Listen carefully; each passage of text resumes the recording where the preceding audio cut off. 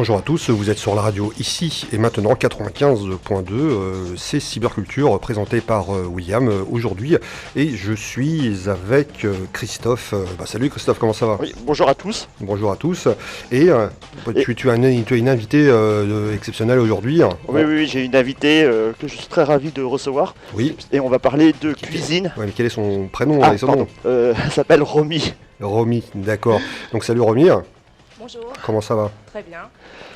Ok, on se retrouve tout de suite, on va parler de cuisine libre. Oui, quels échos, là on peut en cyberculture, c'est de l'informatique, mais là il fallait en parler de la cuisine libre parce qu'il y a quand même un rapport de causalité et on va discuter juste après l'introduction musicale de l'émission Cyberculture aujourd'hui.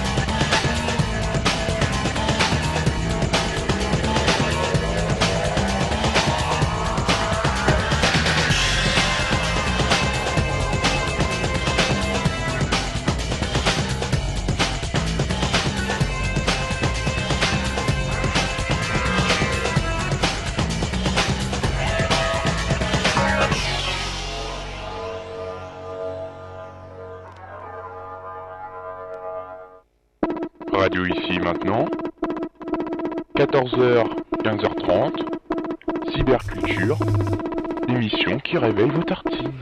Salut à vous, c'est Cyberculture. Aujourd'hui, je suis avec Christophe qui est toujours là, mais qui est là. Salut. Oui, je suis toujours là. Comment ça va? Bonjour à tous. Bonjour à toi aussi. Ouais, c'est sympa hein, et on s'est pas vu, hein, donc encore bonne année à toi. Bonne année, puis aussi bonne année aux auditeurs. Oui, tu l'avais pas dit. Hein. Non, je l'avais pas dit et j'étais pas encore eu le temps de repasser à la radio. Ok, alors aujourd'hui, vous les geeks qui écoutez ou ceux qui de jour en jour qui écoutez nos émissions sur la radio ici maintenant, donc Cyberculture aussi l'Outline, et amis geeks, aujourd'hui on va parler de quelque chose qui peut vous intéresser fortement parce que certains geeks, je le sais, savent peut-être cuisiner. Même mieux, ouais. C'est que tous les jours on a besoin de manger. Oui, c'est un peu, surtout vous qui êtes devant votre ordinateur et parfois les pizzas, les burgers et autres malbouffes quelque part entre guillemets, on peut faire quelque chose d'autre. Nourriture rapide on va dire. Et Internet peut vous procurer la possibilité d'avoir des solutions libres. Parce que et c'est à toi maintenant de présenter cette émission aujourd'hui.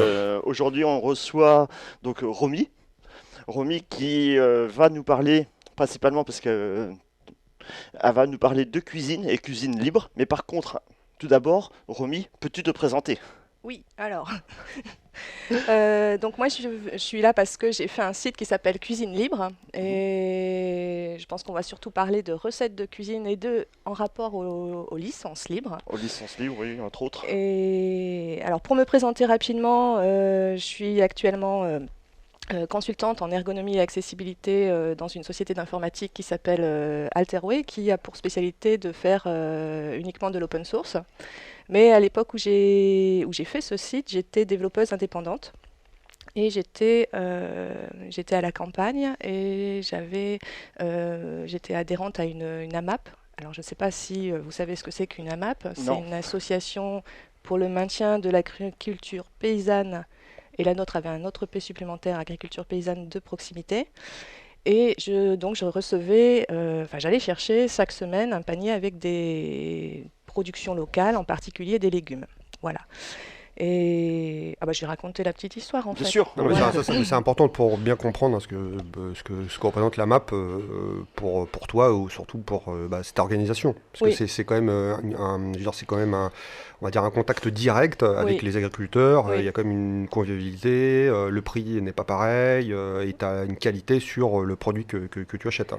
Surtout une relation de proximité, c'est une façon de se fournir au plus proche, sans passer forcément par la grande distribution. Donc effectivement, on est en contact avec les producteurs locaux. Il y a plusieurs, selon les AMAP, alors pour les personnes qui sont dans des AMAP là, parmi les auditeurs et auditrices, selon les AMAP, on a seulement des légumes ou des fruits, des légumes, aussi de la viande, du lait, enfin tout ce qui peut être produit dans la région.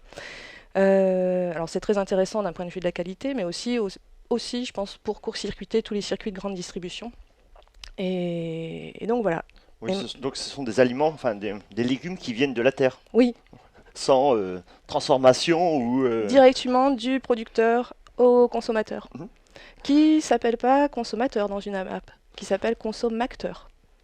Parce qu'il est acteur dans sa démarche de consommation et Il y a un acte ouais, citoyen il y a il y a un acte citoyen dans le fait de. Je vous invite à aller sur le wiki et taper consommateur parce qu'il y a une définition. Oui. C'est un mot qui est utilisé de plus en plus aujourd'hui. J'avais même fait une émission en libre antenne là-dessus sur le Made in France où j'avais eu des auditeurs qui avaient appelé qui disaient direct moi je suis consomme acteur. Oui, C'est-à-dire c'est sur le choix d'achat d'un produit. Par exemple, on va acheter du Made in France, on achète le Made in France pour une raison propre, parce que voilà, c'est un acte citoyen, le fait d'acheter du produit français, par exemple. Oui, c'est important, il y a une notion d'engagement de l'adhérent de la MAP. Et donc voilà, je me retrouvais chaque semaine avec des légumes principalement, et j'étais un petit peu vexée parce que chaque semaine, j'avais un légume que je n'arrivais pas à identifier.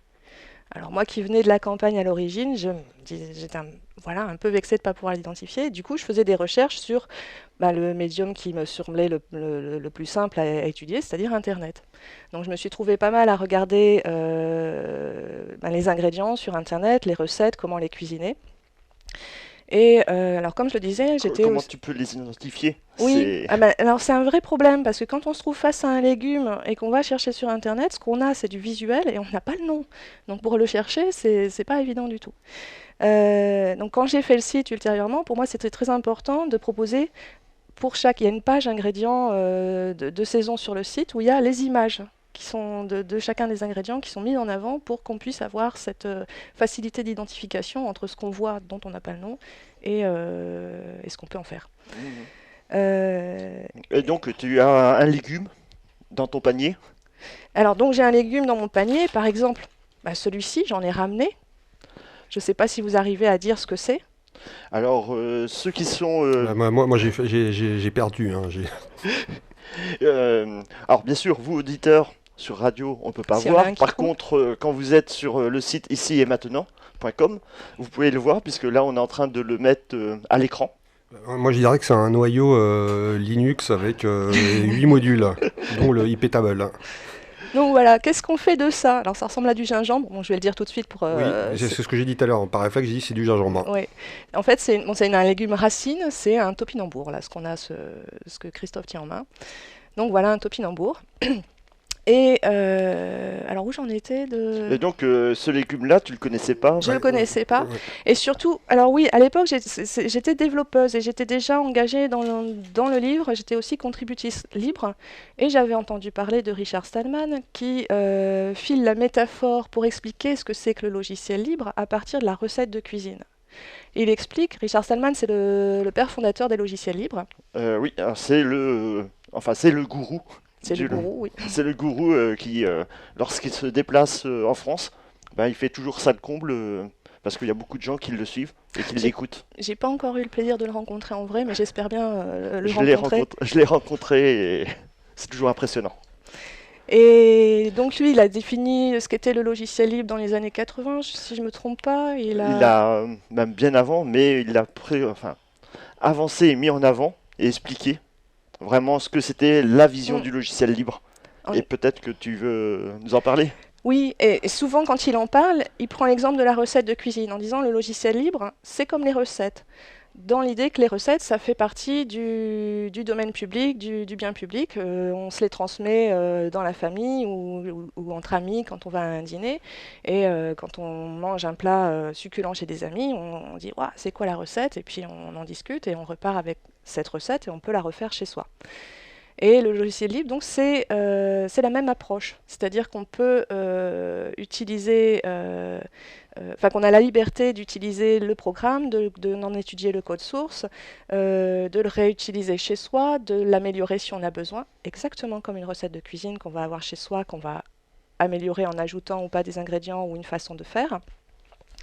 Et on peut ensuite la redistribuer auprès de ses copains Ou même la redonner à celui qui nous l'a donné. oui, améliorer. Ah oui, oui aussi améliorer. Améliorer ou pas, mais on a la liberté de l'améliorer. Donc il y a vraiment une coïncidence de... la métaphore marche très bien, en tout cas entre la recette et le logiciel, pour comprendre ce que c'est que le logiciel libre. Et donc moi j'avais cette métaphore-là dans la tête, c'est comme ça que d'ailleurs j'ai compris ce qu'était le logiciel libre, auquel je me retrouvais être contributrice. Et là je me retrouvais avec des légumes, j'allais sur internet, je cherchais des recettes et j'étais un peu surprise parce que tout ce que je trouvais c'était copyright, tout droit réservé. C'est bizarre, j'ai entendu parler de recettes comme quoi elles sont libres et en fait on n'a pas le droit de les reproduire, on n'a pas le droit de les réutiliser. Je voyais aussi beaucoup de recettes qui étaient copiées-collées d'un blog à l'autre et puis des blogueurs et blogueuses culinaires qui s'offusquaient qu'on ait repris leurs recettes sur d'autres supports. Donc c'était pas si évident que ça en fait que les recettes qui étaient prises comme exemple comme étant libre, exemplaire, qui permettait de comprendre et définir le logiciel libre, qu'elles soient libres. Donc je me suis posé la question, mais est-ce qu'elles sont vraiment libres? Et surtout, j'avais envie aussi, comme j'avais du mal à trouver des recettes pour mes légumes bizarres, mes trucs là, en voilà un autre, ça c'est quoi? On va dire c'est un radis noir. C'est un radis J'ai noir. peut-être avancé un peu devant tout le monde, mais Mais attends, tu peux laisser les auditeurs le temps de réfléchir, Oui, mais voir bon, s'ils sont bons ou ils sont doués ou pas. Hein. oui, bon, j'ai Voilà. en montré un Bah, autre moi, et on va savoir ce que c'est après. la première fois que j'ai eu ça Ouais. dans mon panier, je ne savais pas Mhm. ce que c'était ni comment Mhm. ça se cuisinait. Voilà, donc j'avais du mal à trouver des recettes Mhm. et Et- j'avais du coup envie de partager ce que j'avais trouvé.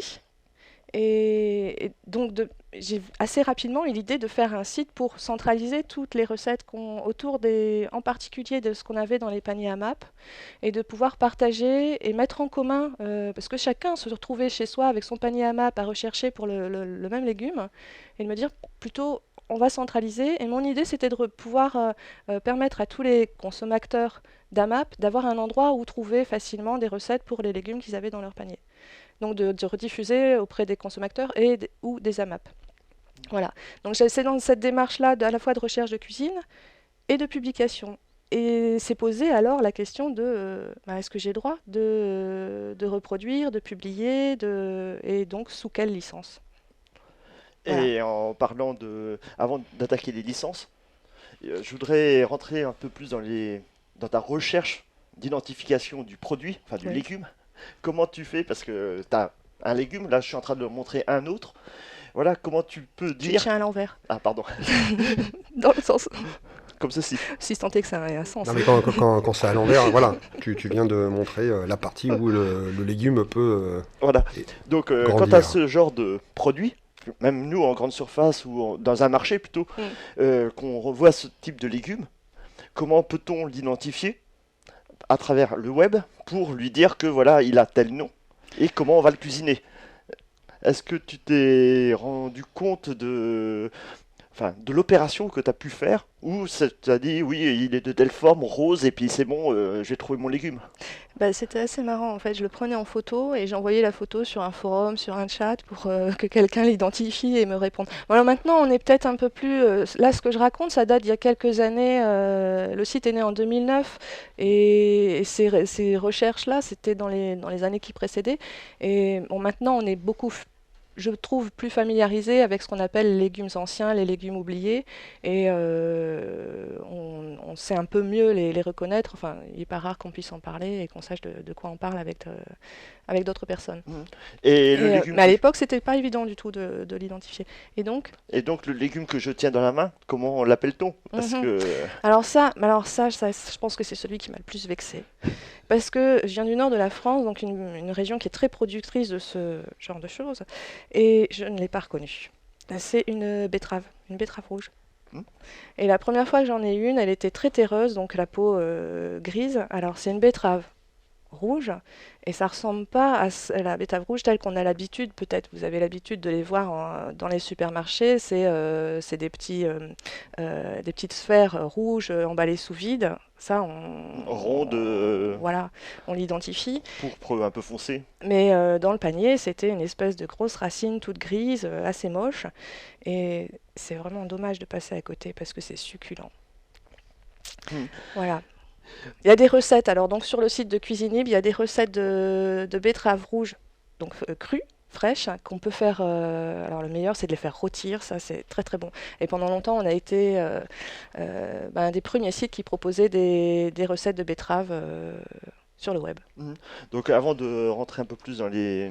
Alors là sur le chat, j'ai c'est pas vraiment une question parce que c'était Wiki Majax qui me parle, je sais pas si tu connais, je pense que tu connais oh là là, faut que ça Open Food Fact. Ah oui.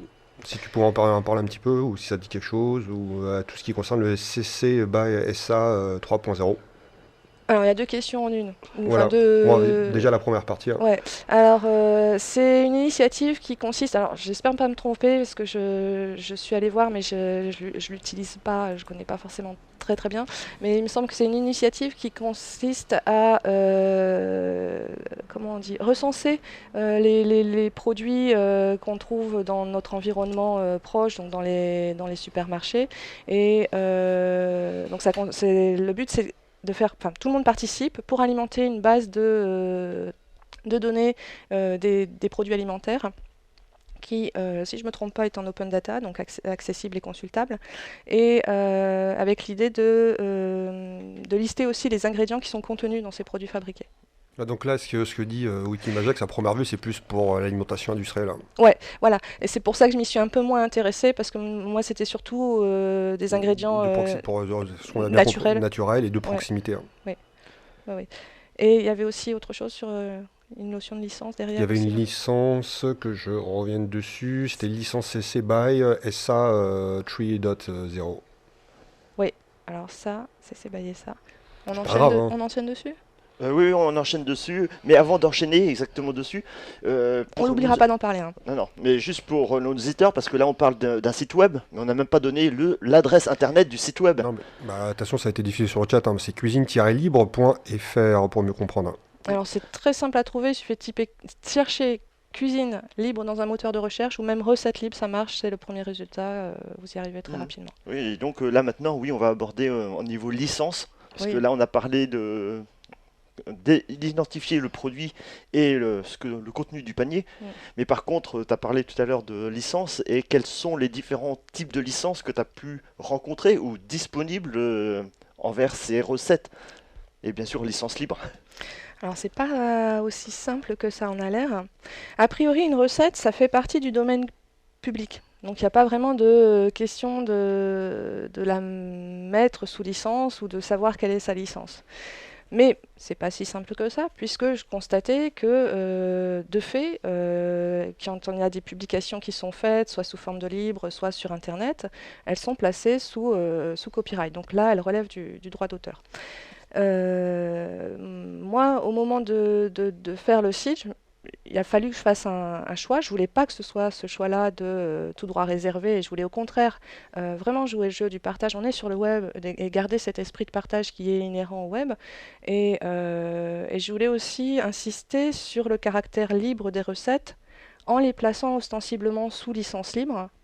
C'est un peu un pléonasme puisqu'elles font déjà partie du domaine public, mais pour insister peut-être de façon pédagogique.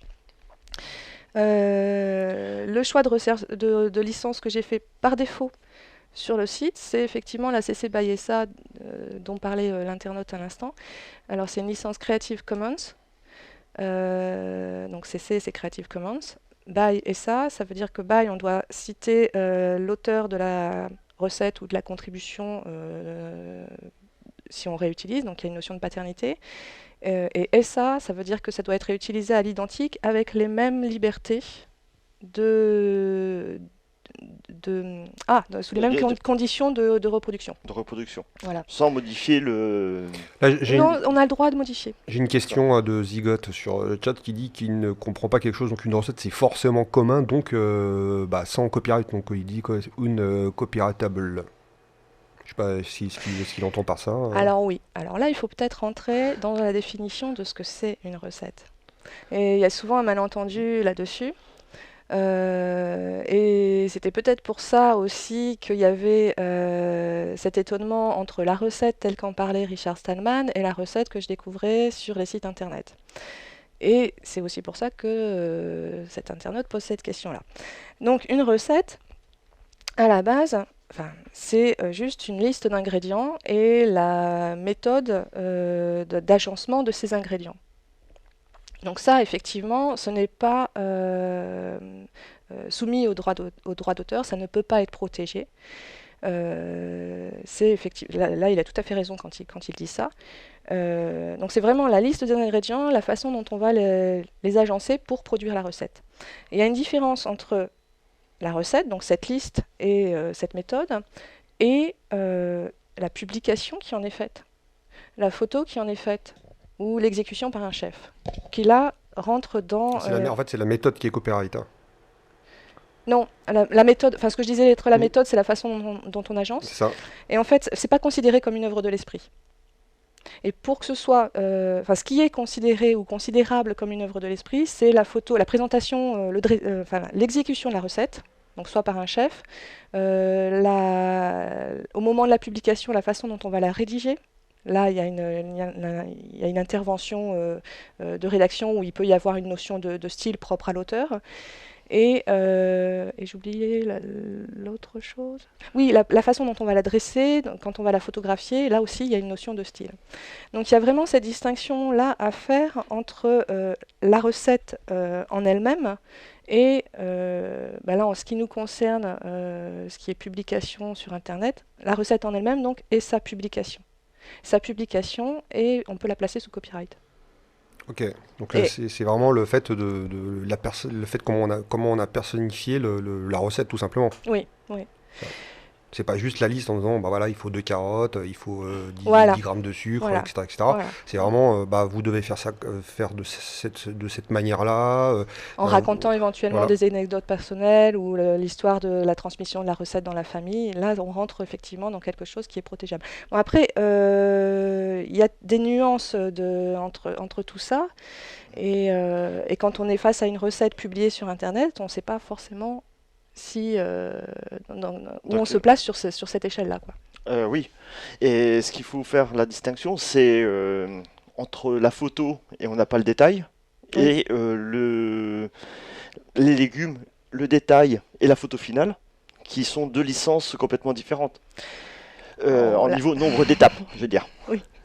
Là, effectivement, tu peux cumuler les licences. Voilà, donc on va dire, on part du légume de base qu'on va transformer en indiquant un certain type de méthode. Oui. On va publier une photo. Voilà, donc là, on a un cheminement. Donc tu vas nous dire juste après quel type de licence on peut appliquer. enfin, ce qui est possible. Et une autre méthode, on a quelques ingrédients où on suppose qu'on les a, et on a la photo finale, donc on n'a pas le détail. Et là aussi, on rentre sur un autre cadre de licence. Est-ce que je me trompe? Non, tu te trompes pas, mais je pense que dans tous les cas, on peut faire le choix. En fait, la notion, c'est est-ce que c'est protégeable ou pas? Et après, quand on se pose cette question-là, dans tous les cas, on peut faire le choix de le placer sous licence libre ou pas. Et que ce soit la photo, le texte ou le plat exécuté. Pour reprendre la métaphore de... Alors, je ne sais pas si ça répondra précisément, tu me rediras après. Pour reprendre la métaphore que filait Richard Stallman avec le logiciel libre, ça s'oppose au logiciel propriétaire, dont je n'ai pas parlé tout à l'heure. Oui. Richard Stallman parle même de logiciel privatif dans le sens où ça prive d'une des libertés. Et là, c'est pareil avec la recette. Quand on va, par exemple, manger un plat au restaurant, on a le plat, on peut le disguster, comme un logiciel propriétaire qu'on peut installer sur son ordinateur, mais on n'a pas la recette, on ne peut pas la refaire chez soi. Comme ce logiciel-là qu'on a installé sur l'ordinateur, auquel on n'accède pas au code source, donc qu'on ne peut pas étudier, qu'on ne peut pas examiner, qu'on ne peut pas réutiliser autrement. Et dans les deux cas, quand on a une recette, on peut faire le choix de partager le plat fabriqué avec la recette. Donc là, elle reste dans le domaine public ou elle est diffusée sous licence libre, ou sans la recette, et à ce moment-là, on est plutôt dans une démarche privative. Privative, donc propriétaire. Ouais, voilà. Alors, moi, ce que je vous propose, c'est de faire une petite pause. On se retrouve tout de suite après une petite pause musicale. Vous êtes sur la radio ici maintenant, 95.2, c'est Cyberculture aujourd'hui. On parle de cuisine libre. On parle du site internet cuisinelibre.fr qui met en avant tout ce qui va être, on en parlera un peu plus tout à l'heure, tout ce qui est partage collaboratif de recettes dans le domaine du libre. C'est-à-dire que derrière, c'est pas propriétaire, il n'y aura pas de problématique de copyright parce que c'est un travail communautaire. Tu m'arrêteras, c'est comme un travail communautaire, parce qu'on peut aller sur ton site internet et collaborer avec d'autres personnes, parce qu'on ouvre donc c'est un site collaboratif, c'est un site collaboratif, et on peut travailler ensemble une recette en mode libre. On se retrouve tout de suite après ça.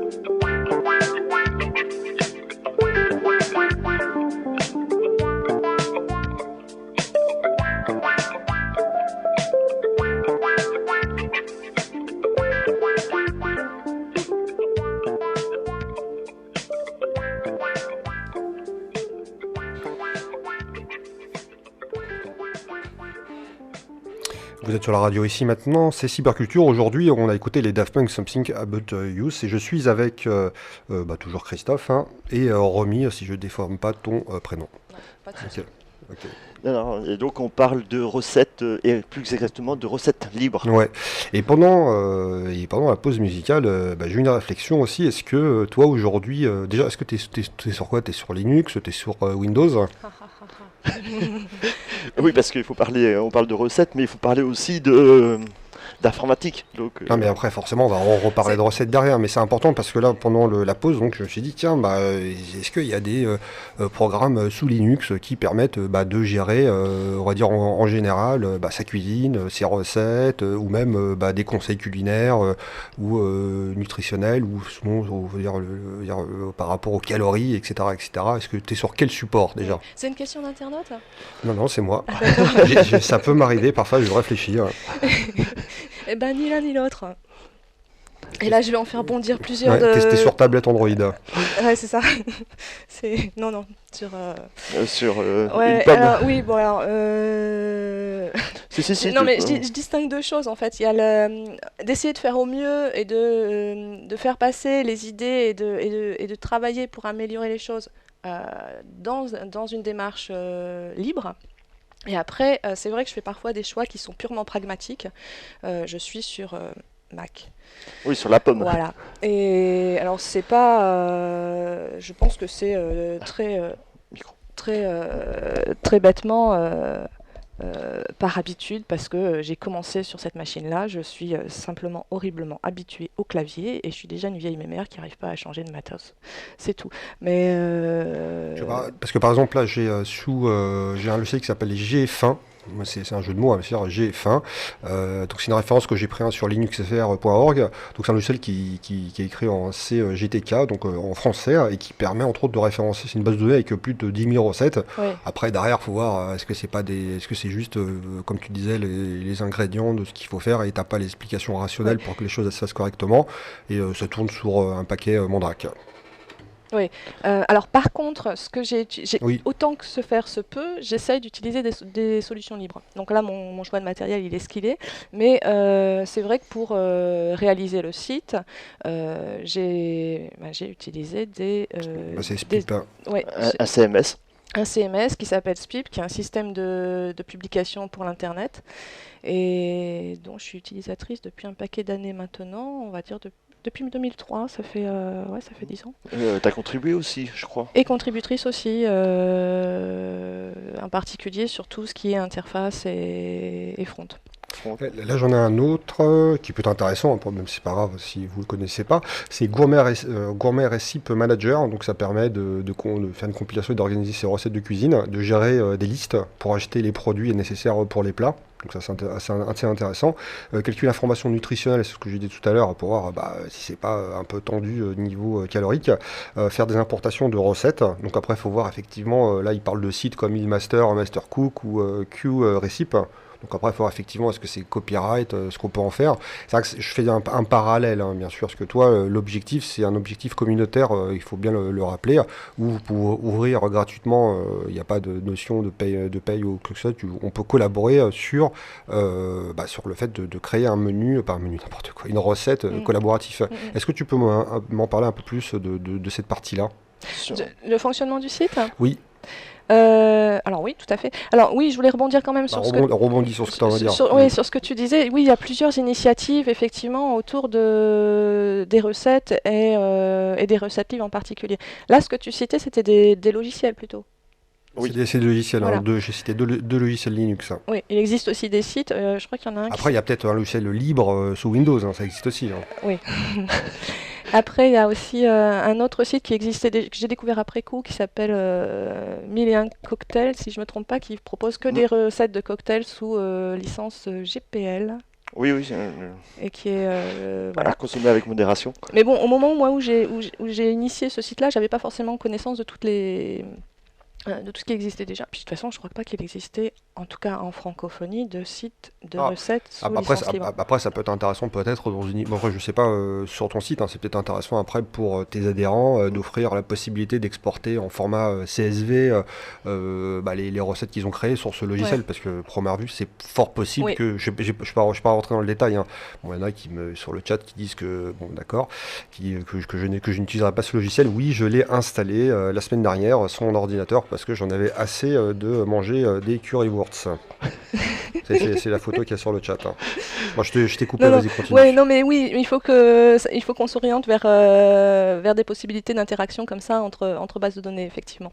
Alors, pour répondre à ta question de comment ça fonctionne en fait sur le site Cuisine Libre, au début, moi, je l'ai alimenté pendant la première année, je faisais quasiment une recette par jour, donc la base de données initiale, j'ai à la fois confectionné le site et aussi alimenté en contenu, à la fois en recettes et en photographie pendant à peu près un an. Donc la base de contenu initiale, c'était à peu près 300 recettes de m'en fait. Et il était pour moi absolument évident que ce serait un site contributif. Donc n'importe quel internaute peut... il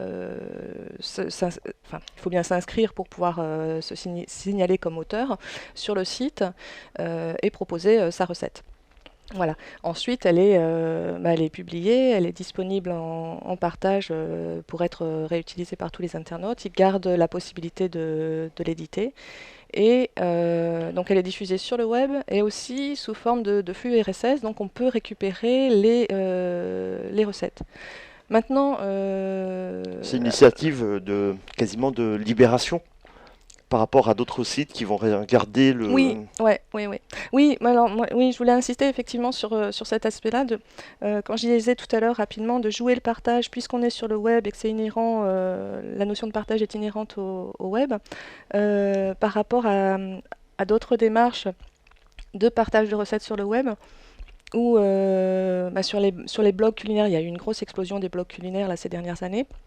Les auteurs se posent plutôt les questions de comment protéger leurs recettes, donc empêcher le plagiat. Et ils sont plutôt dans des démarches d'aller déposer leurs recettes auparavant pour les protéger, pour s'assurer que ce sera bien eux qui auront l'antériorité sur la recette avant de la publier, de faire des recherches d'occurrence pour surveiller dans quel cas elles ont été recopiées. Donc c'est pas du tout évident pour tout le monde que la recette est un bien public. Ceux qui publient sur Internet, y compris on peut parler des gros sites culinaires, mais aussi des individus sur les blogs, sont parfois dans des démarches plutôt de protection, de propriété et de droits d'auteur. de démarches privatives, en fait. Voilà. D'accord. Et moi, je voulais vraiment me poser dans une démarche inverse qui était vraiment on partage. Si la recette elle est publiée, moi je voudrais, ça me gêne pas du tout, au contraire, je sais qu'elle sera copiée-collée.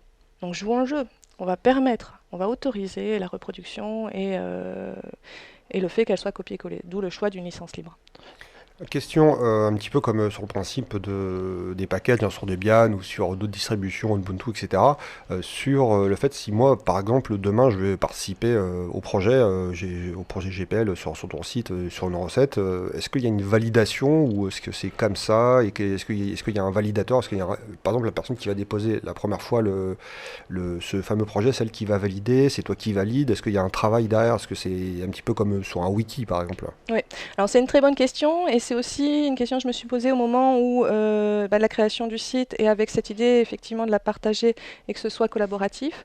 J'avais quand même vu qu'il y avait d'autres initiatives de recettes, il y a des wikis de recettes libres qui constituent parfois des bases assez importantes de recettes. Et comme ça existait déjà, et comme je me posais aussi avec un autre point de vue qui était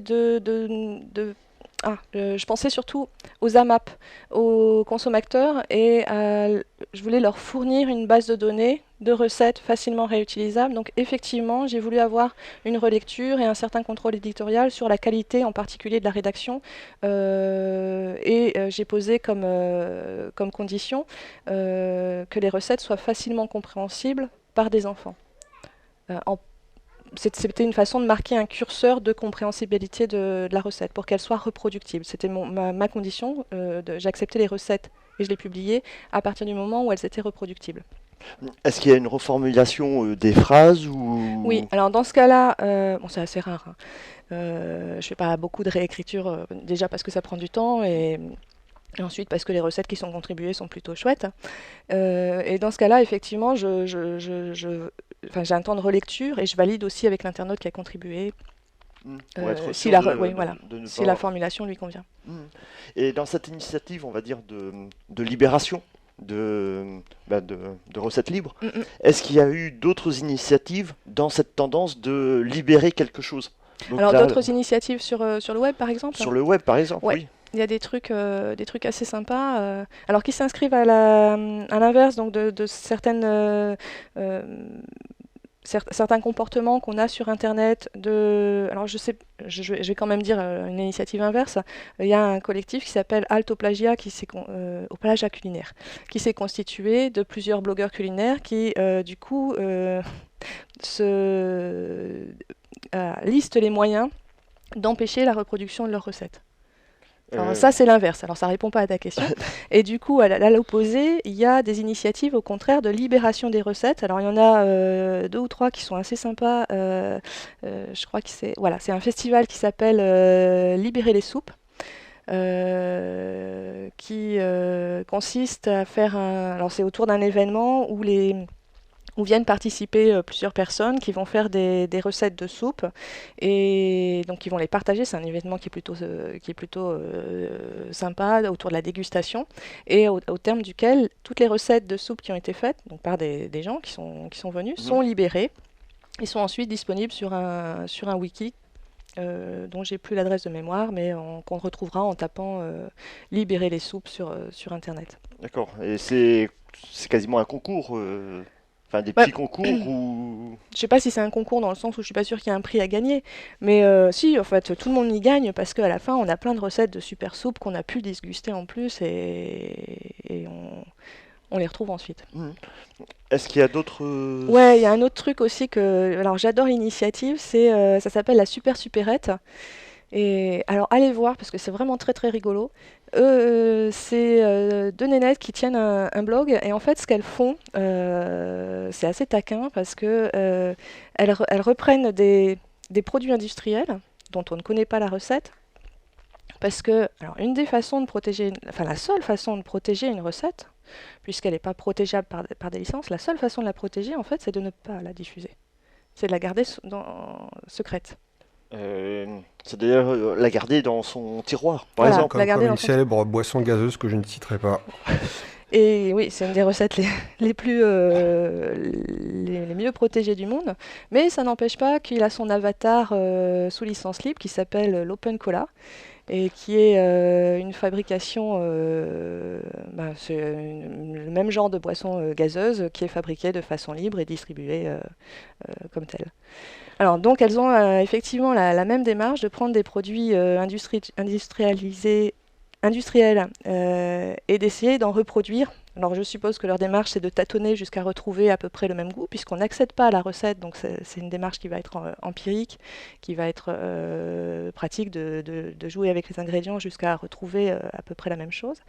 Et ensuite elles publient les recettes de ces qu'elles en ont déduites. Qu'elles ont supposé que c'était Voilà. les bons ingrédients, Voilà. la bonne composition. Voilà, donc je ne vais pas citer des noms de marques, mais à chaque fois, chacune de leurs recettes fait référence, un cake façon. Voilà, d'accord, oui, donc d'un grand cuisinier qu'on peut trouver. C'est pas des grands cuisiniers, c'est plutôt des produits industriels. D'accord. Les trucs qu'on trouve dans les distributeurs, les barres chocolatées, les biscuits qu'on trouve en magasin, de ces choses-là. Et donc elles les mettent à disposition sur Internet et on peut du coup faire soi-même à peu près le même produit. Tout à l'heure, tu parlais de... Alors ça s'appelle, je sais pas si je l'ai dit, ça s'appelle la Super Supérette. Mais Voilà. c'est important de le redire pour les auditeurs. Tout à l'heure, tu parlais de plagiat. Est-ce qu'on peut considérer qu'une plagiat peut être une copie ou la plagiat est complètement différente par rapport au libre, par rapport au logiciel propriétaire qu'on achète? Alors le plagiat c'est de la copie. Et enfin, en même temps, une accusation de plagiat sur une recette, Ouais, alors, si. Alors, il faut revenir à la définition de la recette. On peut parler de plagiat à partir du moment... Ah bah tiens, j'ai une autre anecdote à raconter là-dessus. Bon, on va faire une petite parenthèse, hein. William, il va pas contredire. Ouais. Ah non, mais moi j'écoute, hein. Après, je vais ouvrir je vais ouvrir l'antenne. Vous allez pouvoir poser des questions à ce propos. Donc je te laisse continuer, hein. Oui, vas-y, vas-y. Alors, la notion de plagiat sur une recette, enfin, la recette que m'a transmise ma grand-mère, enfin, il n'y a pas vraiment de notion de plagiat. La recette du pot-au-feu, tout le monde la connaît, ça existe dans toutes les familles. Il n'y a pas de propriétaire de cette recette-là. Et si la famille d'à côté fait la même recette, il n'y a pas vraiment de notion de plagiat. Donc ça, c'est effectivement dans la définition initiale de ce que c'est une recette en tant que liste d'ingrédients et façon de faire. Maintenant, s'il s'agit d'une recette publiée avec une photo sur un blog, par exemple, et qu'un autre blog copie-colle, mais c'est de la copie à l'identique, copie-colle, voire même avec la même illustration, là, effectivement, il y a une notion de plagiat.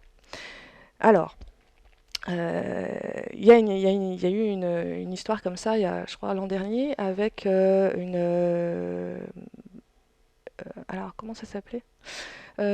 C'était une tablette qu'on pouvait acheter avec une base de recettes à l'intérieur de la tablette. D'accord, une base de connaissances, enfin... Ouais, pas sous licence libre, qui était fabriquée et distribuée par, derrière, il y a le groupe SEB. Et la tablette s'appelait le Foodle. Et je ne sais pas si vous en... Enfin, Ça me dit pas ouais, quelque chose, mais vas-y, il hein. y a eu tout un scandale autour de ça. Et en fait, plusieurs personnes qui publiaient déjà des recettes sur Internet ont découvert que c'était... il y avait, dans cette base de données, il y avait leurs recettes. Et grosso modo...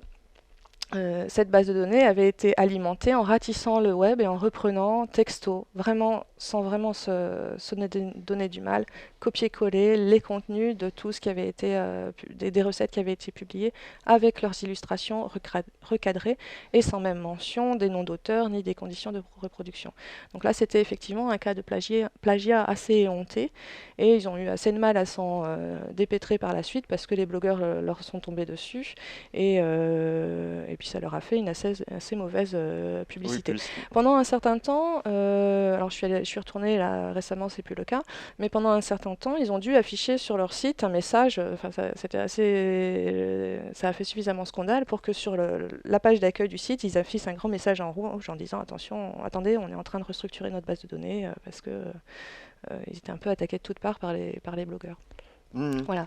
Donc, pour répondre à ta question, c'est effectivement la publication qui en est faite dans sa mise en forme, en fait. Sa mise en forme, que ce soit au niveau rédactionnel, au niveau illustration ou réalisation du plat, qui est protégeable et qui peut être ou pas accusé de plagiat.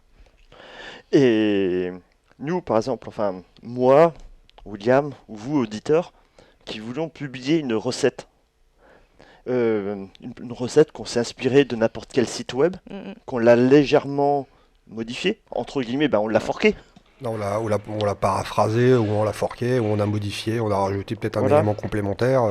Et lorsqu'on va la publier, oui. Déjà, où on la publie, et est-ce qu'on peut être considéré comme une plagiat, un fork ou... Alors, je pense que les risques juridiques sont concrètement pas trop forts, mais oui, alors, je comprends ta question. Derrière, il y a l'idée de forquer une recette. L'idée, oui, de forquer une recette, donc on a légèrement modifié. Non, mais il y a des gens qui comprennent pas forcément forquer, donc fork, la fourchette, le fait de faire une dérive d'une recette, tout simplement. C'est un vocabulaire qui vient du logiciel libre. Par exemple, voilà, je vais te laisser dire. Et on va prendre la courbe de diffusion d'un logiciel libre, et il s'agit faire un fork, c'est à un moment donné de faire une branche, c'est-à-dire de repartir du même code, mais d'apporter des évolutions différentes qui font que finalement c'est presque deux logiciels différents. Donc c'est l'idée de forker, de faire une branche, donc d'où l'image de la fourchette qui a plusieurs dents, plusieurs branches. Alors, pour en revenir aux recettes, oui, puisque on faisait tout à l'heure la métaphore entre les recettes et le logiciel, oui, on peut forquer les recettes. D'ailleurs, c'est ce qu'on fait tous les jours quand on cuisine. On n'est pas né avec les recettes, elles nous ont été transmises. Et on les réinterprète de façon différente dans notre cuisine, en rajoutant ou pas des ingrédients, en faisant autrement que ce qui nous a été strictement transmis. Voilà. Alors, oui. Est-ce que l'on peut considérer, par exemple, on parle de fork, si on prend une recette quelle qu'elle soit, et que dedans, donc on choisit un certain nombre de légumes, donc carottes, enfin par exemple, tout à l'heure on parlait de pot-au-feu, donc si on prend une autre recette quelle qu'elle soit, et qu'au lieu de mettre 3 carottes, on en met que 2, est-ce que ça peut être considéré comme un fork ou Ah, tu chipotes. Strictement, oui, oui, strictement, on pourrait dire que oui, mais après, dans le jeu de la cuisine, ça dépend du poids des carottes, en fait. Parce que si tu mets 3 carottes du même poids que 2 carottes... Oui, c'est vrai que si on met 2 Non, carottes qui sont plus grosses que Voilà. 3... Ouais, la notion de carotte, qu'est-ce que c'est qu'une carotte? C'est... Et donc, ce type de, on va dire, d'ingrédient, donc j'ai modifié un ingrédient, un composant. Oui. Comme dans le logiciel libre, je modifie un composant. Ouais. Est-ce que je peux être considéré comme un fork ou une copie ou un splatjar, enfin... Au sens strict informatique, oui, c'est un fork. Après, si je reprends la recette du pot-au-feu, qu'est-ce que c'est la recette du pot-au-feu? Chacun a chacun a une façon de le faire différente et avec C'est un plat de saison, donc peut-être tu peux nous dire ta méthode à toi. Comment tu le ferais ou... Je suis pas capable de dire ma méthode à moi parce que je vais en changer à chaque fois justement. Bon alors l'esprit de la recette c'est un pot-au-feu, comme son nom l'indique, c'est une recette qui cuit longuement dans un pot près du feu. Ça c'est l'origine, c'est quasiment littéral, et qui est à base de viande de bœuf en particulier avec des légumes de saison qui sont ajoutés autour. Voilà, mais derrière légumes de saison, je peux mettre des carottes, des navets, des poireaux, des patates, et ou ajouter du panais, et chacun aura son interprétation différente des légumes qui sont mis autour. D'accord, oui. Donc chacun fait son fork, oui. Alors après... sur le chat, Cécile qui dit que la cuisine, c'est de la chimie. Donc après, moi, je peux faire aussi les rapprochements. Quelque part, c'est un petit peu comme on faisait du code source. On est en train de programmer en PHP, on est comme ça en train de faire son truc. C'est un certain mélange va faire qu'à la fin, on va obtenir, par un langage objet ou autre, obtenir une solution sur son site internet, par exemple. Je commence à perdre ma voix. Ne vous inquiétez pas. Alors moi, ce que je vous propose, là je viens d'ouvrir l'antenne, on va faire une petite pause musicale et on se retrouve tout de suite après. Donc vous pouvez appeler dès à présent au 08 92 23 95 20, 08 92 23 95 20.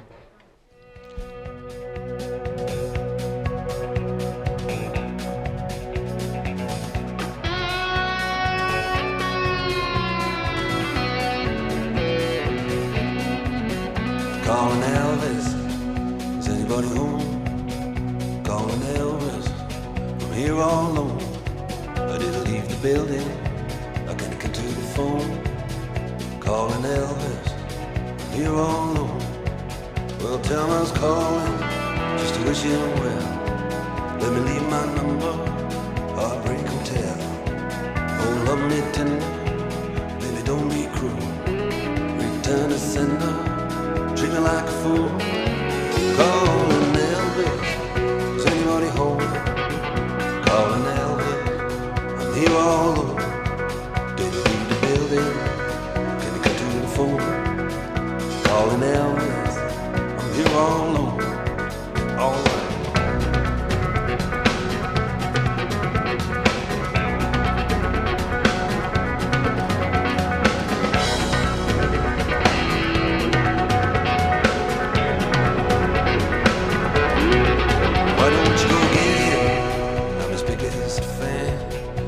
God, tell him he's still a man. A long distance baby, so far from home. Don't you think maybe you could put him on? Tell him I was calling just to wish him well. Let me leave my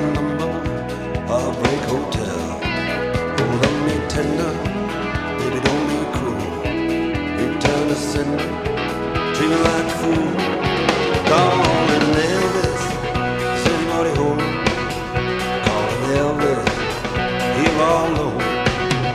Leave the building, come to the phone. Calling Elvis, I'm here all alone.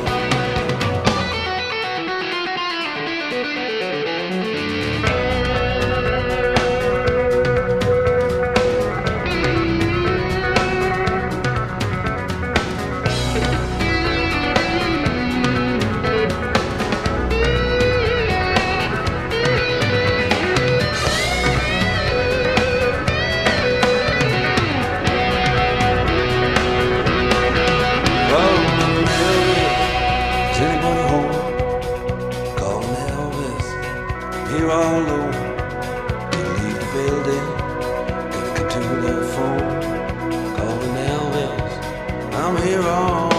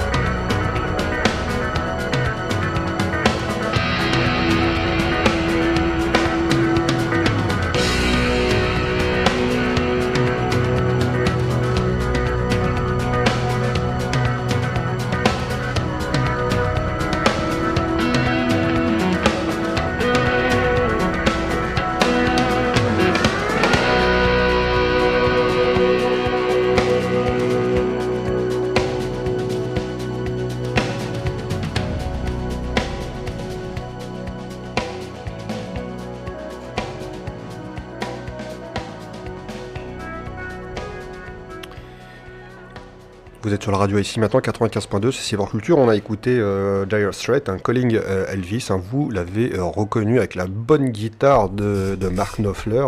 C'est assez génial. Je vous rappelle qu'on a un chat, je le rappelle. Je ne l'ai même pas dit tout à l'heure. Chat.rim952.fr. Chat.rim952.fr. Il n'y a pas de règle. Vous mettez le nom de l'utilisateur que vous voulez.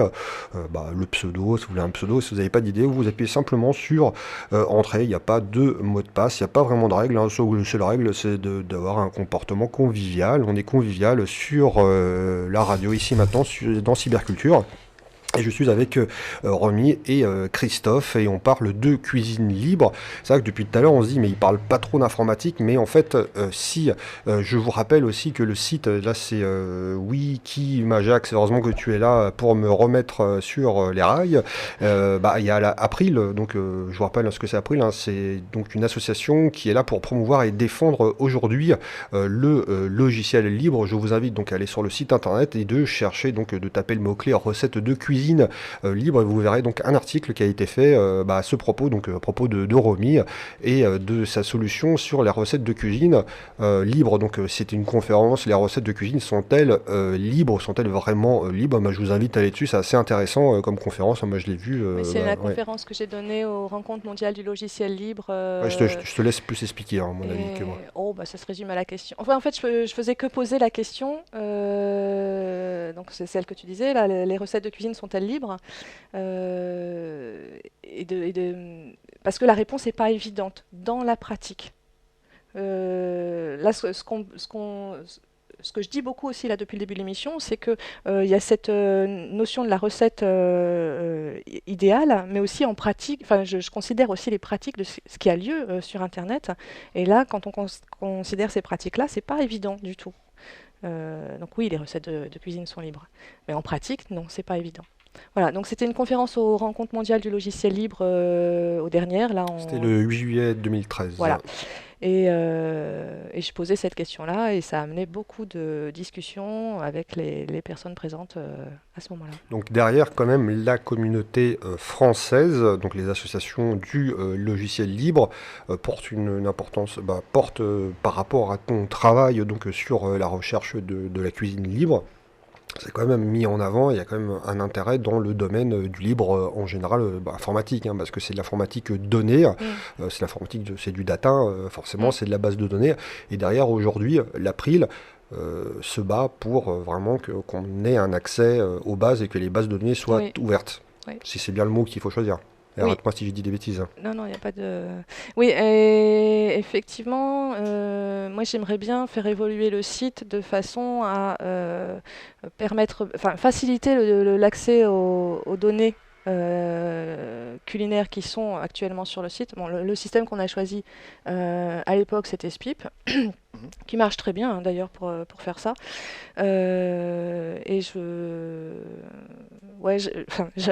voudrais bien évoluer pour que l'accès à la base de données soit plus simple, pour qu'elle puisse être plus facilement réutilisable, encore plus qu'actuellement, c'est-à-dire pas seulement réutilisable dans le fait d'avoir été publié et d'être disponible sur un flux RSS. Avec le flux RSS, normalement, il y a un flux qui permet de récupérer toutes les données. Mais je voudrais accentuer un petit peu cette facilité de réutilisation, avec l'idée aussi de pouvoir éventuellement dialoguer avec d'autres bases de données, avec l'idée aussi qu'il y ait une demande récurrente. Alors, c'est une demande de fait de pouvoir forquer les recettes.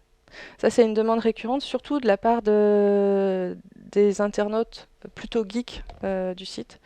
J'ai d'autres demandes récurrentes qui sont plus fortes et plus prioritaires que celle-ci, mais moi j'aimerais bien quand même jouer le jeu jusqu'au bout, c'est-à-dire de permettre effectivement de forquer les recettes. Alors ça suppose peut-être de les stocker autrement, de pouvoir les versionner, pourquoi pas sur Git, voilà. Donc ça c'est des sujets de réflexion. Donc Git, faut bien comprendre, parce que là on utilise des mots un peu geek de développeurs. Git, je vous rappelle ce que c'est un programme que vous pouvez installer sur votre Linux, c'est plus connu dans le monde Linux, si je dis pas de bêtises aussi, il y a une version vraiment sous Windows qui permet de faire dans tous les OS. Voilà. C'est toute plateforme. Donc ça permet donc de faire des versions de ce que vous faites. Par exemple, vous allez créer d'abord un premier texte. Ce texte-là, vous allez faire certaines modifications et vous allez donc vous allez faire une première version et par la suite vous allez faire une deuxième version. Donc, mais si à un moment donné, à la 15e version, vous apercevez que y a un élément que vous avez que vous avez omis, vous avez fait une erreur, vous avez même perdu une partie de cet élément, vous pouvez revenir en arrière. C'est le principe, dans l'anglais on appelle ça donc le subversion, donc pour vous revenir sur les versions de vos éléments, tout simplement. Oui, ça permet de versionner le code, de revenir à toutes les versions antérieures, et j'aimerais bien, ce serait jouer le jeu jusqu'au bout, de faire la même chose avec les recettes.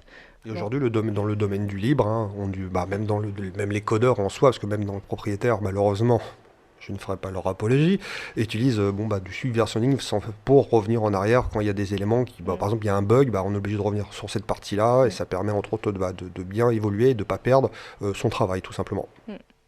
Là, ça permettrait de revenir en arrière et de réajouter la carotte qu'on avait retirée quelques commits auparavant.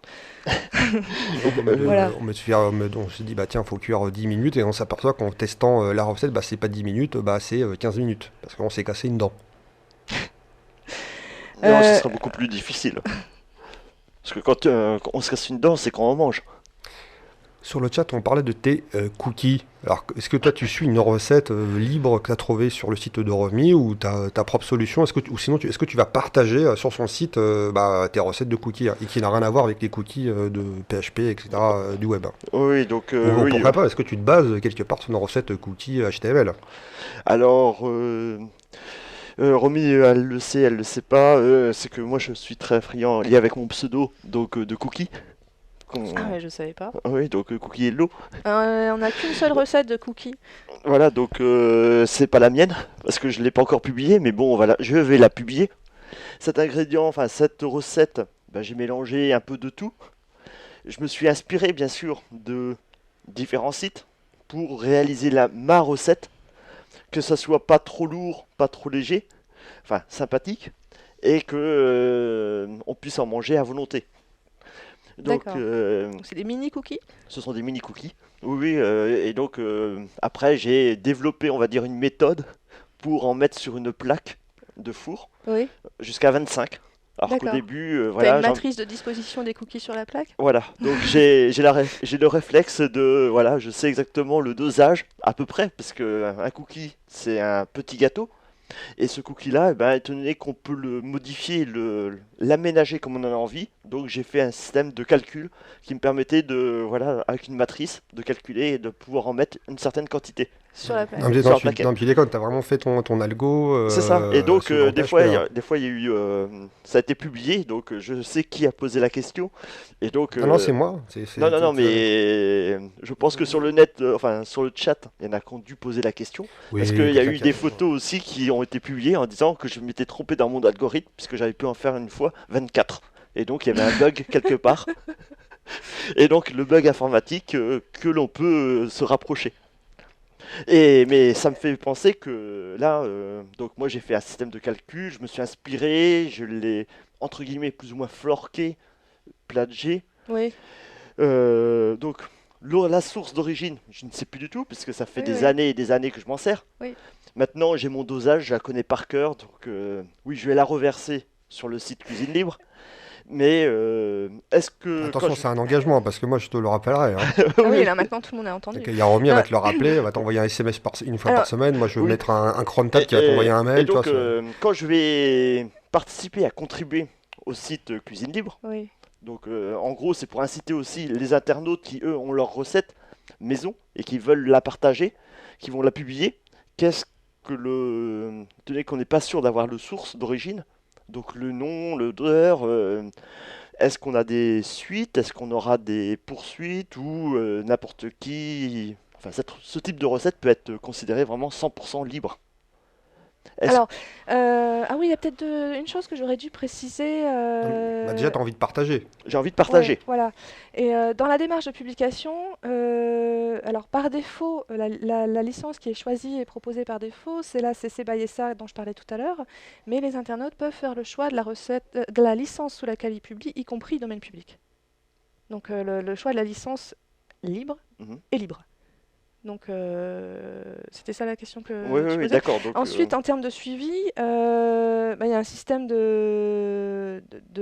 enfin, de vote, c'est-à-dire qu'on peut apprécier la recette en disant j'aime, j'aime, enfin, en disant j'aime, c'est tout, il y a pas de, on va pas collecter les avis négatifs.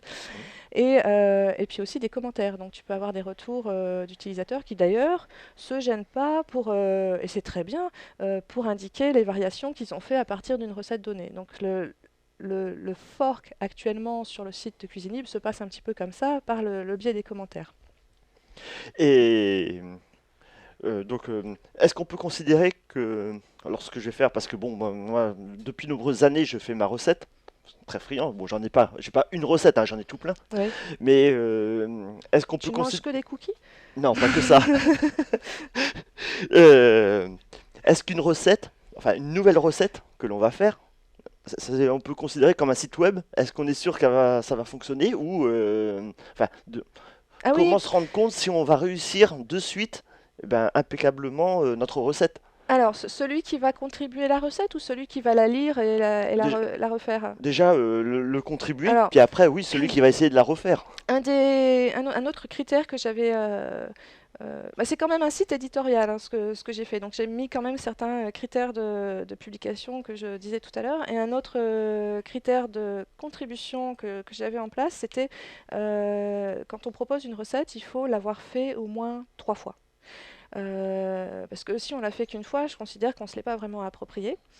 Et avant de la partager, c'est quand même quelque chose de soi qu'on va partager. Alors, plus précisément, pourquoi 3 fois?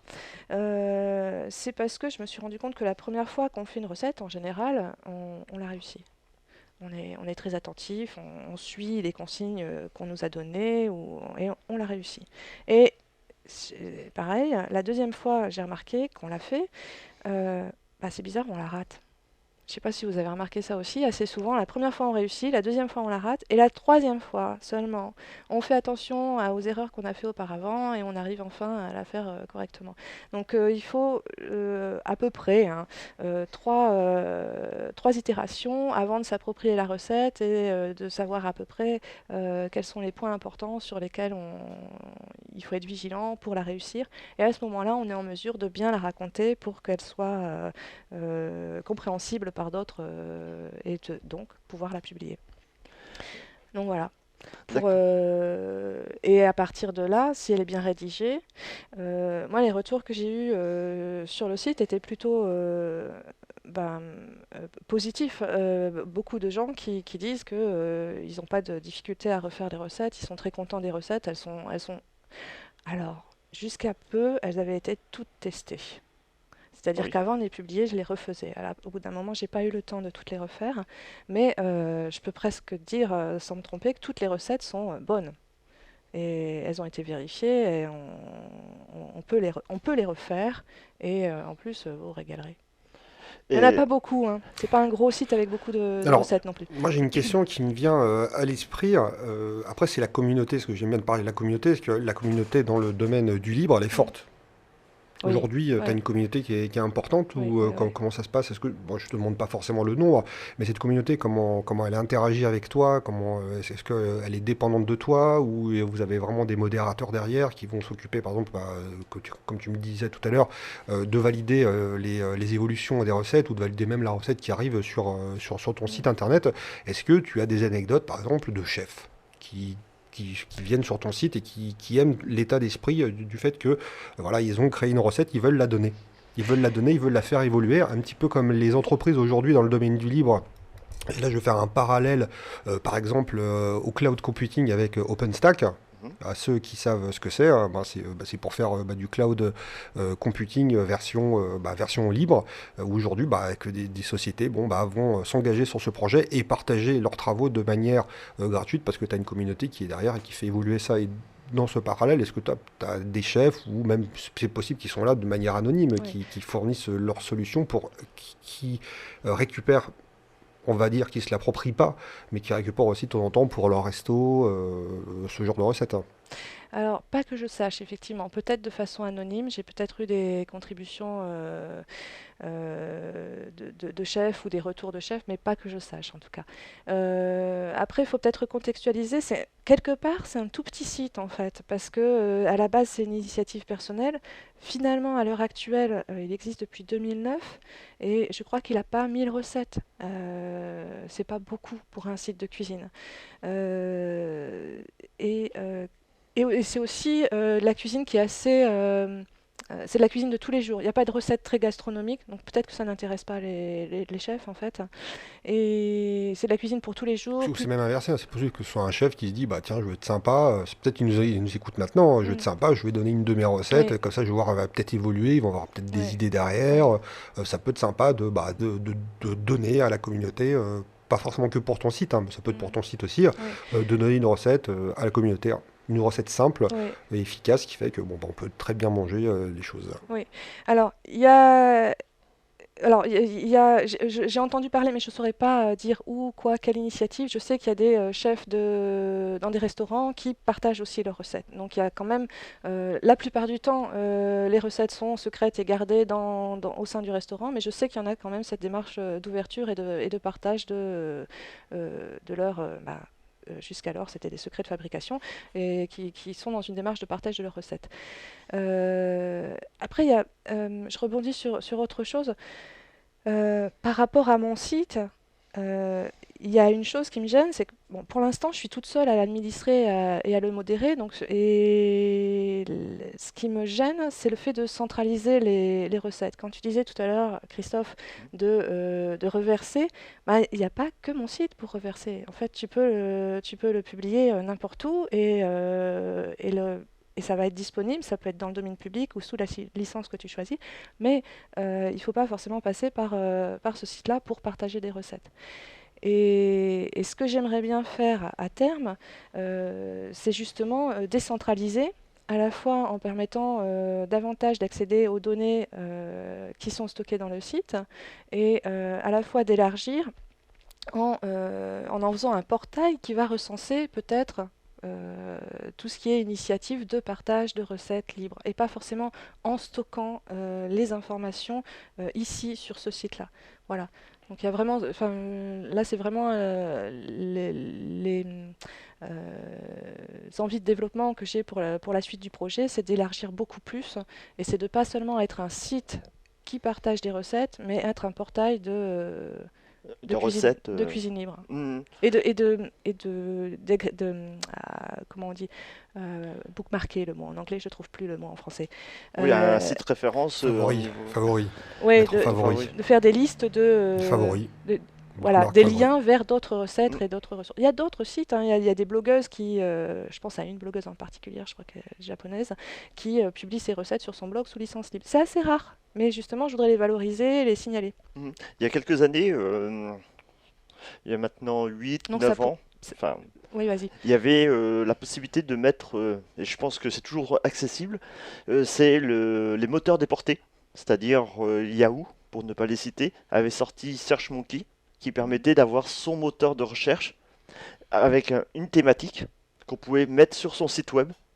Et en gros, c'est cette approche de... Là, c'est comme un API, C'est une c'est comme un API que tu mets sur son site. Voilà, tu as ton accès, on va dire, c'est en souterrain, entre guillemets, ça va récupérer dans la database du site internet, en procurant, on va dire, des briques de code, et qui va vous permettre, entre autres, par exemple, pourquoi pas dans l'évolution de ton site, hein, les gens, là, c'est vraiment encore plus large l'esprit communautaire, où on va pouvoir proposer un petit carré en disant, voilà, la recette du jour qui vient de cuisinelibre.fr, par exemple. Oui, ou d'un autre site.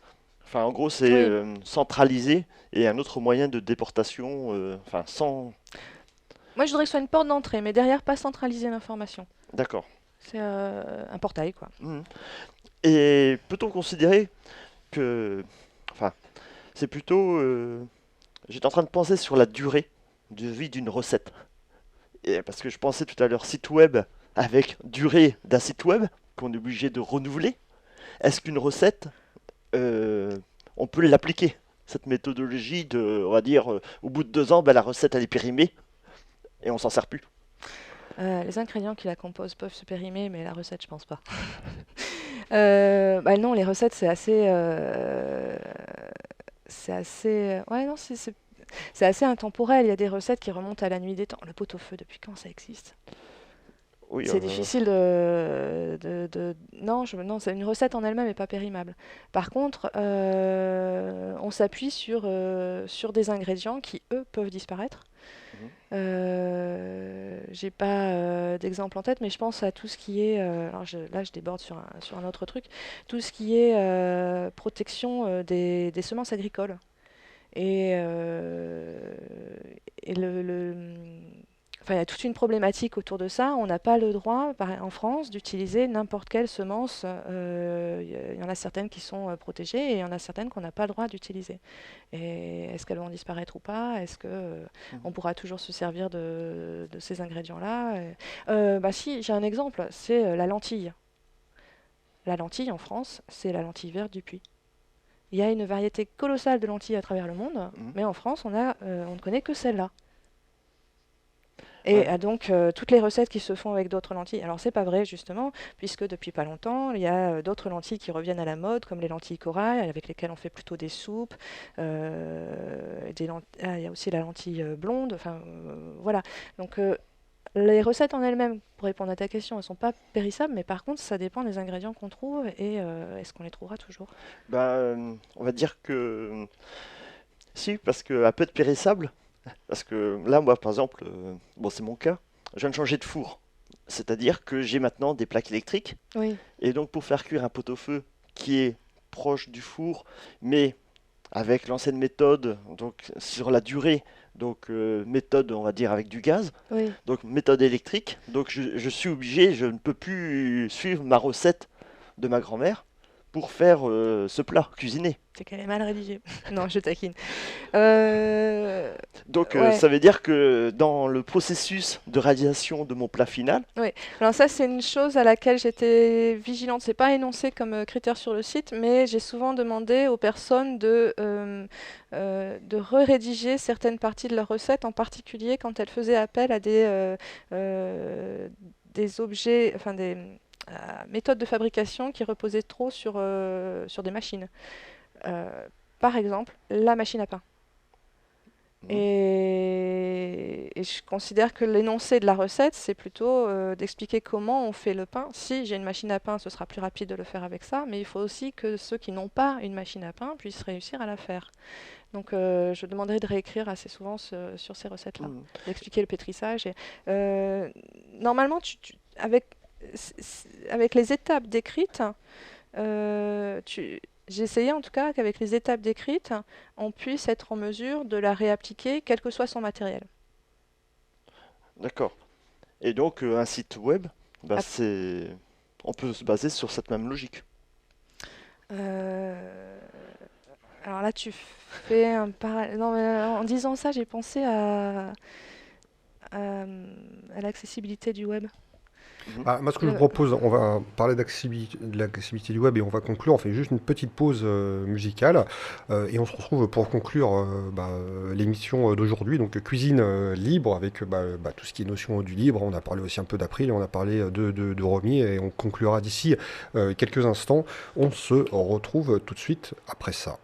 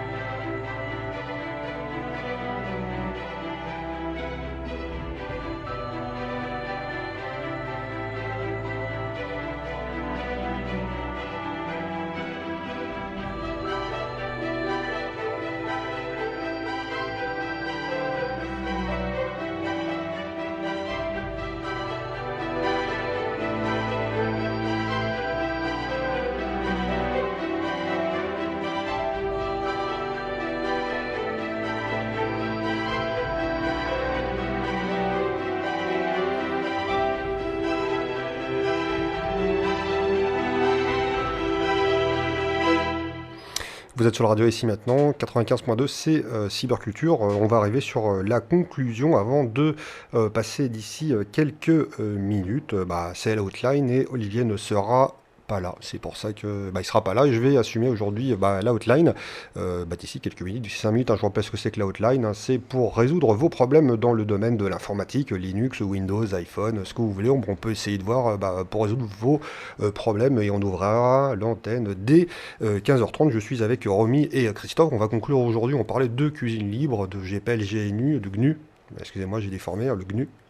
Oui, de licence libre. Autour de la cuisine. Autour de la cuisine. Et aussi à travers, qu'on peut appliquer aussi bien sur l'informatique, le web, et aussi la cuisine. Donc, c'est ce qui est important, c'est pour bien comprendre, et c'est pour ça que j'ai remis en avant le fameux article et ta conférence à l'April, c'est qu'aujourd'hui, le libre, ce n'est pas que forcément à parler à 200% de l'informatique. Le libre, aujourd'hui, ça devient une philosophie de comportementale, donc on parlait d'actes consommateurs derrière, et c'est comme une philosophie, et aujourd'hui, April, donc je vous invite d'aller sur april.org, c'est une philosophie de comportement, une philosophie de vie. Oui. Et tu fais bien de parler de ça parce que c'était aussi quelque chose qui était important pour moi en faisant cette démarche-là, de parler du libre sur autre chose que le logiciel libre. Ici, sur les recettes de cuisine, mais ça pourrait s'appliquer à d'autres... tout ce qui est culture libre aussi, quoi. Et j'avais vraiment autour de ce site-là, donc Cuisine Libre, il y avait aussi la volonté, finalement, de parler du libre à un public qui n'est pas forcément directement concerné parce que pas dans l'informatique ou pas dans le logiciel, et de montrer aussi que le libre, c'est aussi dans des choses aussi simples que la cuisine au jour le jour. Et ces problématiques de démarche, de logiciels libres, on dit toujours logiciel libre, mais justement, il n'y a pas que le logiciel. Ça concerne aussi toutes les facettes de notre vie. Et une autre chose aussi, toujours dans cette idée de le logiciel libre qui s'oppose au logiciel propriétaire et privateur de liberté. Il y avait aussi derrière ce site-là de Cuisine Libre le souci de permettre aux gens de se réapproprier les recettes de cuisine et de réapprendre à cuisiner, parce que finalement je me rends compte qu'on est dans une époque où beaucoup ne savent plus cuisiner, où on a énormément de produits qui sont distribués dans les grandes surfaces en particulier et qui sont prêts à la consommation, et où on se retrouve à ne plus savoir comment faire avec des ingrédients, et c'est quelque part ce qui m'arrivait avec les légumes bizarres du panier AMAP. Voilà. Oui, quand on parlait Donc, au début de l'émission. Il y a à la fois une démarche pédagogique autour du libre et une démarche pédagogique qui est permise par le fait que c'est libre et dans le domaine public, de réapprentissage et de se remettre autonome par rapport à la cuisine. De revenir à l'origine de ce qu'on pouvait... Enfin, on ne peut pas appeler origine. Ouais, c'est pas forcément l'origine, mais c'est d'être à nouveau autonome par rapport dans son alimentation et plus seulement tributaire de ce qu'on trouve en grande surface. Directement en plat cuisiné. Oui. On fait un clin d'œil aux geeks qui mangent des pizzas. Arrêtez de manger des pizzas, allez sur le site de cuisinelibre.fr, allez regarder, c'est des recettes libres. Qui sont simples à faire. Qui sont simples à faire, ouais, oui. Pour moi, c'était important Par qu'elles soient contre, faciles à faire. ne mettez pas le poulet dans votre tour, ce n'est pas un four. Même si ça chauffe sous la table, etc. Ne faites pas les bêtes. Quoique, moi j'ai déjà fait, on va dire, accélérer la température d'un avocat dans mon unité centrale. Ah, il y a une autre façon de faire pour l'avocat, c'est de l'emballer de papier et de le mettre près de la fenêtre. Ça marche très bien pour le faire mûrir. Mais bon, ça doit marcher aussi. Il n'y a pas du matériel en USB, genre pour... Bon, je sais que tu as le truc pour réchauffer ton mug de café. Si. Et t'as pas la version, genre, tu peux en cuire un petit peu ton steak, non? Non, c'est pas... À ma connaissance, ça n'existe pas. D'accord. Alors, je peux peut-être... Conclusion. Oui, vas-y. Ouais, puisqu'on s'adresse aux geeks et en les invitant à cuisiner, il y a un livre qui existe et qui est spécialement dédié, qui s'appelle Cooking for the Geek, qui est anglophone, mais où il y a plein de recettes qui sont écrites par et pour les geeks. Voilà. D'accord. Merci à toi, Romy, d'être venu à l'émission de Cyberculture sur la radio SI maintenant 95.2 Paris. Merci à toi, Christophe. Merci à toi. Et je vais réfléchir si tu restes à l'émission d'après. Non, je déconne. Bon, merci beaucoup. Merci d'avoir suivi. Je vous rappelle que vous avez, il y a le chat, chat.rim952.fr, accessible aussi à partir de notre site internet www.ici-et-maintenant.com. Et on se retrouve tout de suite après pour la hotline, pour résoudre vos problèmes dans le domaine de l'informatique. À tout à l'heure. Au revoir. Au revoir. Au revoir.